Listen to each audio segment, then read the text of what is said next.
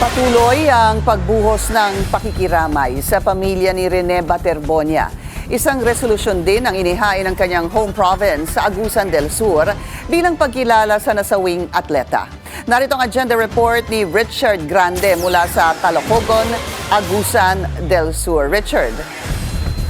Pinky, kinilala ng provincial government ng Agusan del Sur si Rene Baterbonia sa pamamagitan ng resolusyon na naglalayong ideklara siyang bilang basketball icon sa probinsya.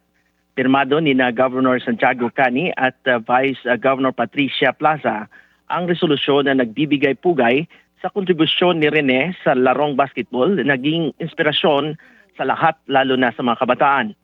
Opisyal na ring irinitero ang jersey number 2 ni Baterbonia, ibig sabihin hindi na ito maaaring gamitin ng anumang basketball tournament sa probinsya.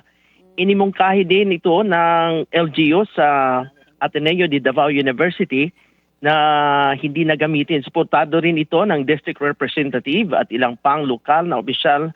Ang resolusyon mula nang binuksan sa publiko ang borol ngayong araw ng June 17, dagsa pa rin ang mga tao na gustong makiramay mula sa mga karatig na bayan at probinsya, mula bata hanggang mga senior citizen na kisiksik sa pila.